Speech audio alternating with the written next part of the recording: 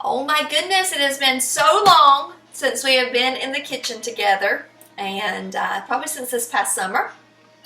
And we're just going to say it's been a really busy, hectic school year, and we're going to leave it at that. So with the closures and distance learning, it's given me some time to get back into the kitchen, which I so enjoy.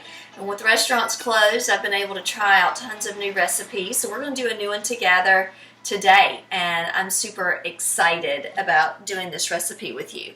So what we're going to do today is we are going to make toasted orzo and shrimp, and we're going to make it in our in our stainless steel skillet. So let's get started. All right, I'm going to go ahead and start getting my pan warm. I'm going to put about a tablespoon of oil in. I'm using vegetable oil. I don't want it swimming in it. We'll do a little bit. Alright. Alright, I'm going to get that going. Now, while our pan's getting hot, I'm going to go ahead and just season up the shrimp really quick. And we're just going to do this super easy. I'm going to put a little bit of lemon pepper on here. The recipe calls for a teaspoon, so we'll see. Start with a teaspoon. And I'm just using frozen shrimp, thawed it out. This was raw shrimp, already peeled, deveined, tails off. And I'm going to be honest, the thawing out of the shrimp was the longest part of this entire recipe, I'm sure. While it was thawing out, I went ahead and got the rest of my ingredients together. I'm going to flip these little shrimpies over. We're going to season up the other side as well. A little Brandy Carlisle playing in the background. If you can hear that. Such a pretty day. Yesterday was such an overcast day. Good just to curl up with a book and stay inside. And today's just a beautiful day. Alright, let's grab just a little bit more. So that was a teaspoon, but I think I need about a teaspoon and a quarter. And I'm going to put a little bit of sea salt on this. I love to use the pink Himalayan sea salt. We're going to come back and put some salt in a few minutes, so I don't want to go crazy with our salt right now. And I am not posting all the tools that I'm using today, but if you see anything that I use and you're like, oh, I like that, what was that? Just message me. And I'll tell you, I'm actually going to be putting a Pampered Chef order in on Wednesday of next week. So if you see anything in here, kind of strikes your eye, you got a question about, you want to know more about, don't hesitate to ask. We'll show you these because I love these. And they're like both of them for $10. So it's a fantastic deal. These are measuring spoons, and it totally cuts down having to have the whole big ring of measuring spoons. This one goes from an 1/8 of a teaspoon all the way down to a full teaspoon. And then this one goes from one teaspoon, down to 1 tablespoon. And I really like these, what they do. They have a little rubber seal right here, so it works for liquid too, not just your dry measurement. So if you might think, well, you're sliding it around, your liquid won't get underneath it. When you go to wash it, it just pops off. So I love these. $10 for both of those. So I put about 1.5 teaspoons of lemon pepper, and I got a little bit of salt on there. Okay, I'm still waiting on my oil. It's almost there. It's starting to get shimmery. I'll be hearing that wonderful sizzle. I'm going to get outside in a little bit and do some gardening. I went by Aldi to get this, and they had tons of fantastic gardening things, and so I couldn't resist. We got a few things for that as well. Alright, let's see if it's about ready. Oh yeah, it's not sizzle. I love that sound. Alright, so I'm going to go ahead and put my shrimp in. Now this is about 31 to 40 shrimp per pound as far as what size that I'm using. A nice medium-sized shrimp. And I'm only going to go about 2 minutes per side. Because once these get brown and toasty, I'm going to pull them off. So I got to talk loud over the sizzle. And I'm going to set them on a plate while we get the rest of our meal ready. Alright.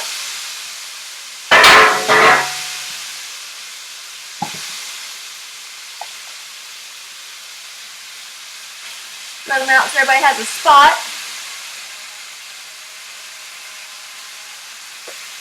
Anytime you want to brown anything, you want to brown chicken, pork, shrimp, use a stainless steel pan. They're going to brown better than your nonstick skillets.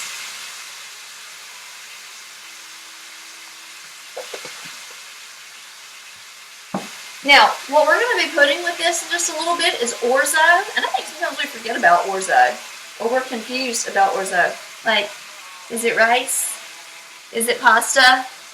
Well, it's pasta that looks like rice. It's pasta with an identity crisis.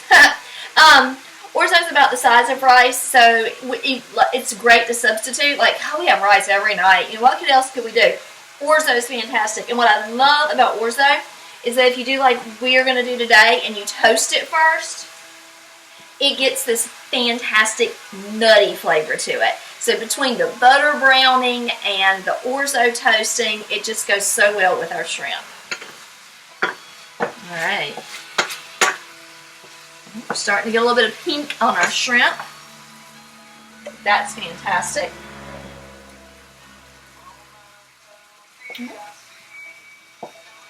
Another thing, when I pulled this recipe up this morning to look and see, except for the shrimp, I pretty much had everything else that this recipe calls for already at my house. So this was a great one. And I went ahead and picked up an extra bag of shrimp when I was at Aldi. So, you know, we come in late. One thing I love about shrimp is it cooks so fast, but it always feels fancy. Don't you love meals like that? My kids think I've really done something special. No. But it sure feels like it. Shrimp always feels delicate and light and fancy, and you make a nice white wine sauce with it, or it's always nice. But it cooks so fast, so if it's a busy night, you're not spending a ton of time in the kitchen, and I love that. Or if you've got leftover pasta or leftover rice or something from another night, and you just are trying to figure out what to do with it, sauteing up some shrimp and throwing it with it and making a quick sauce is always a super easy way to use leftovers. I love that. And of course, you can top your steaks with it. Always good. Alright guys, I'm going to go ahead and I'm going to pull these off because I don't want them to overcook and get rubbery. So you can see how quick that went down. And they have this beautiful little like pink color to them. So I'm just going to pop them off and put them to the side.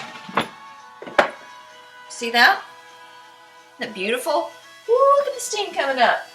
Alright, the next thing we're going to do is we are going to toast the Orzo. I'm going to turn that down to about medium.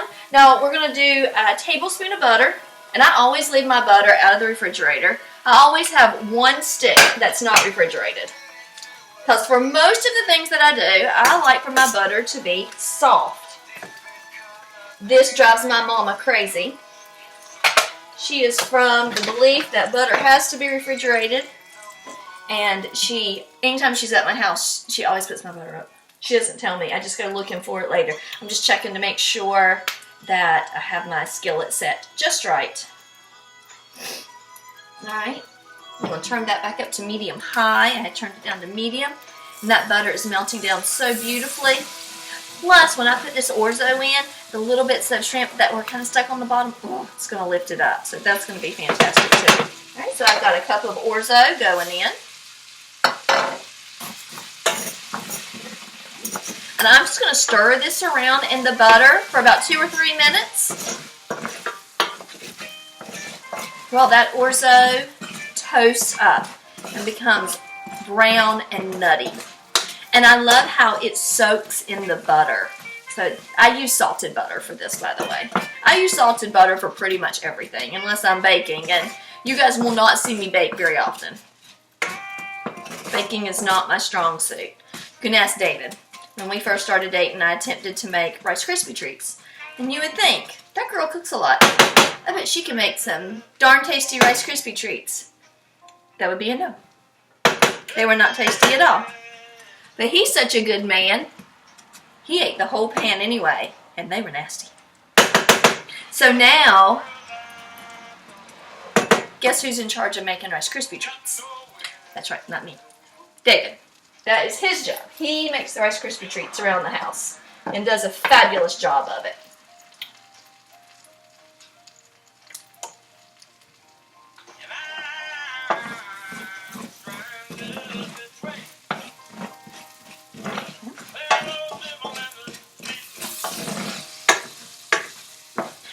go ahead and I'm going to put in my onion that I chopped up.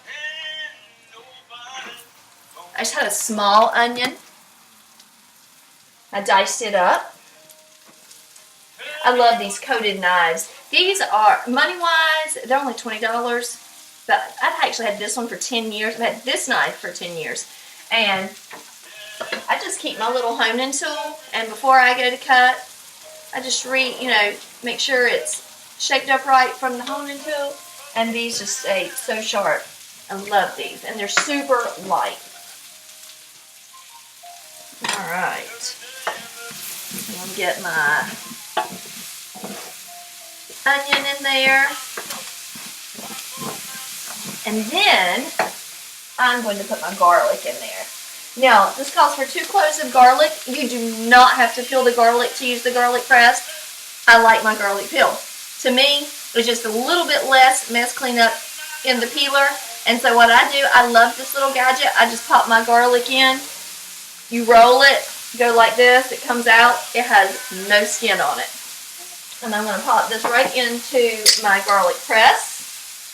That garlic's not too big. I think I can do both at one time. Give it some elbow grease. Ah, love it. Oh gosh, it smells so good.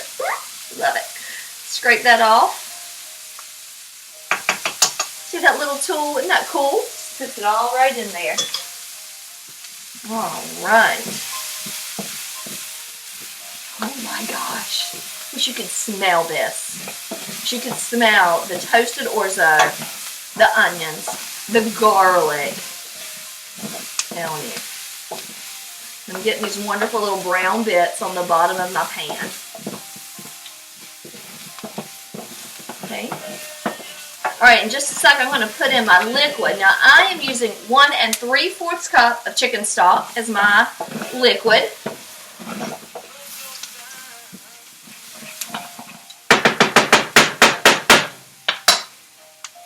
So I'm going to go ahead and I'm going to pour that in.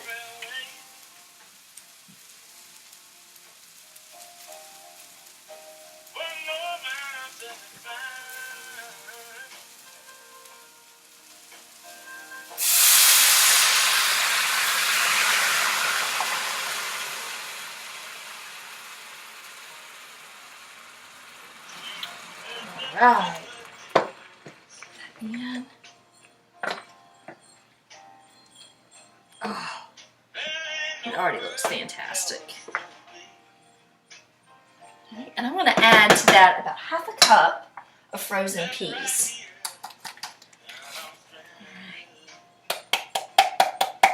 All right, and so our directions say we're going to add our broth and peas. We're going to simmer uncovered 6 to 8 minutes or until the liquid is absorbed.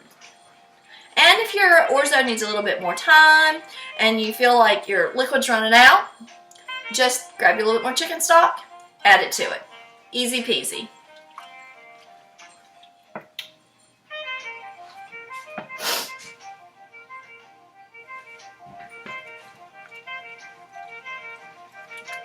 Turn that up a little bit. Smells good. I like it. A little bit of an onion peel that was in there. It's been stuck to my board. Van Morrison's playing it. I had my broth and my peas in my measure-all cups, and I love these. And anytime you see me cook, I always use these because they're some of my favorites. So this one's a 1 cup. This one is a 2 cup. But what I love about them is this side is for the liquids. That's where I have my peas and, of course, that. But when you've got something like honey, mayonnaise, mustard, sour cream, flip it over and use the other side. And you just slide it down. So let's say if it said you wanted 1/2 cup of mayonnaise, you would just set it for 1/2 cup. You would fill it up. And then whenever you go to use it, you just pop it. And all of it goes in, and it's just completely flush. So you don't waste anything, and you're not trying to scrape it out of the cup. Love those. And they are not terribly expensive either. Those are the measure all cups. We also have a really small one that's just a 1/4 cup as well. But I tend to use the 1 cup and the 2 cup pretty much anytime I cook. Because I can use them for my salads. Oh, it's really good for when you pack your brown sugar too, when you're making something with brown sugar. Okay, so I have this cooking down pretty good. I'm trying to let the orzo make sure it gets tender. And that's another advantage of orzo over rice. You know, pasta cooks a lot quicker than rice. Your rice is going to take about 20 minutes to cook, where your orzo is going to take less than 10. So just keep that in mind. That's another good thing to keep in mind when it's a weeknight and you're pushed for time and you want to try to keep it as quick as possible. Grabbing the orzo will cut down about half of your cooking time. That's always a good thing.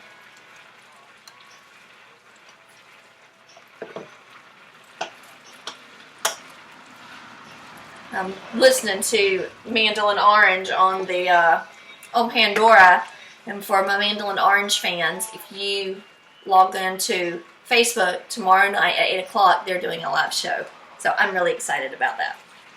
I love our Mandolin Orange around here, and they'll be coming at you from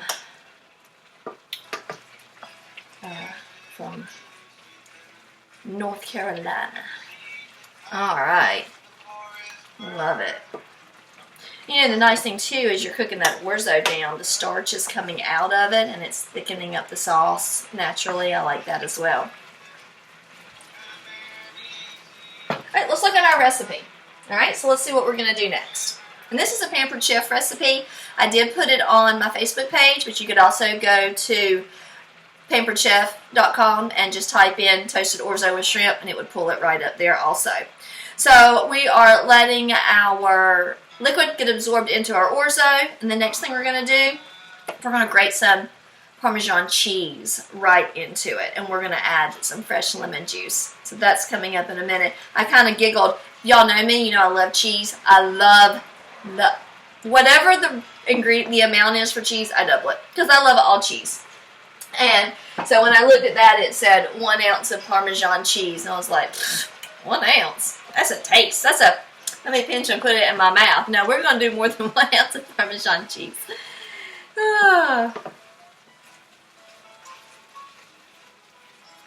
This is really coming down nice. I want to see how tender my orzo is getting. So I'm going to get a little bit. I don't want it to be crunchy. You eat something, you're like, quite get done. I don't want that. Ooh, I blew that pea right off.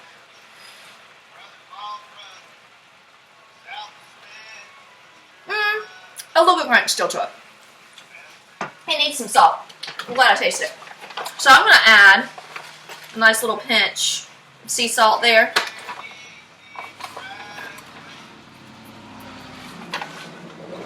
And I like pepper. So I'm going to put pepper. I'm a pepper girl.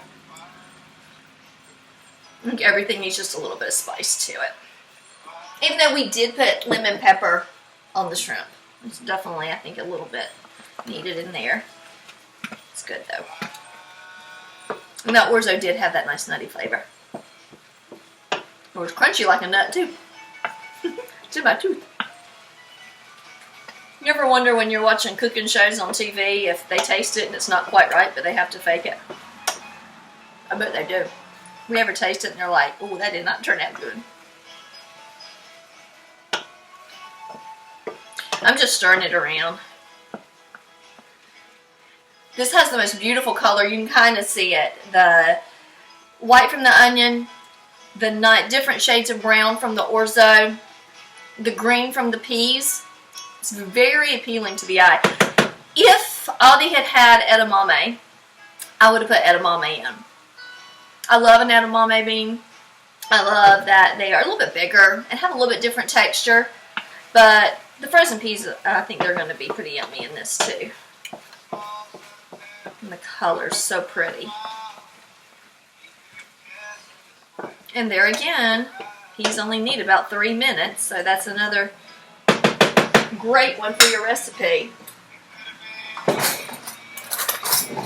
Alright, let's try our orzo now.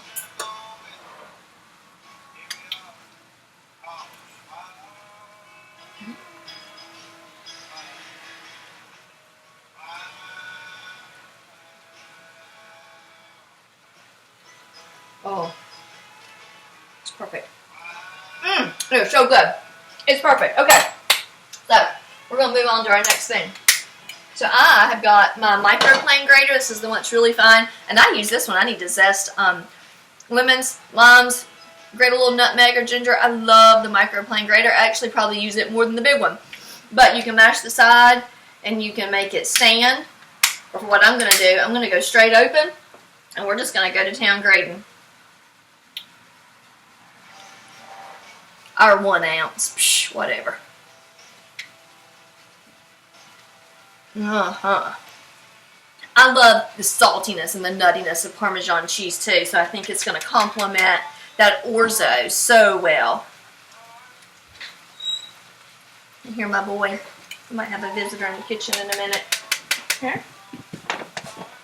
Alright, we're also going to put the juice of half of a lemon in, and you can definitely use your juicer as well. Shh, it's making too much noise.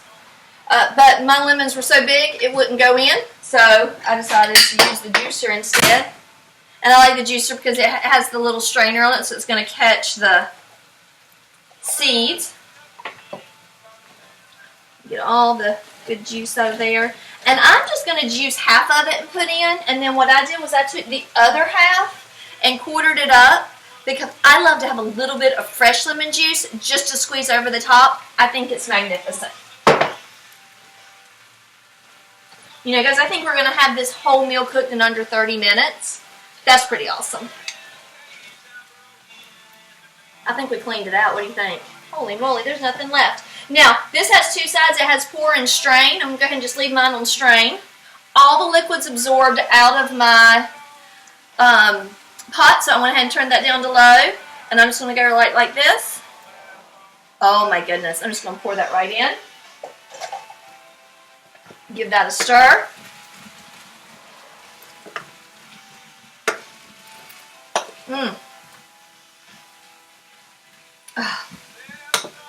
Smell the Parmesan in there. Alright, and I think we're ready to put our shrimp back in. Let's see what we've got. I did not have parsley. Definitely add some fresh parsley to the very end of this dish. Alright, so I'm going to take our cooked shrimp. I'm going to add it right back in. I'm going to give it a stir. Alright. So we cooked this meal in 23 minutes. So in less than half an hour, we have a fantastic meal start to finish. I'm going to move this way so it doesn't continue to cook, but I want you to see how gorgeous it looks, and we'll plate this up in just a second. I would recommend pairing this with a dry Chardonnay. Of course, sweet tea always works with everything. That's the perfect complement to any food. But if you do enjoy a glass of wine, I would pair this up with a dry Chardonnay. If you're a Shelby person, go down to Dragonfly.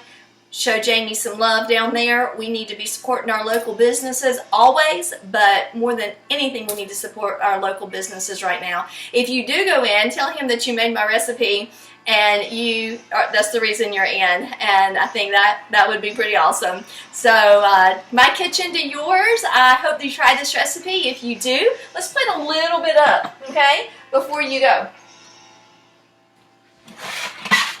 Got my bowl. I have my shrimp in. It's all yummy.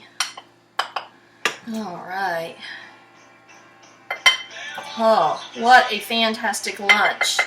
You could also put a little bit extra ribbons of Parmesan on top too. So here we go. All right, guys. Listen, until next time, get out there, try some new recipes. Show me what you made, share it with me, and we'll talk again soon. And hopefully it won't be 9 months next time. All right, we'll be back together a lot sooner. All right, love you. Bye-bye.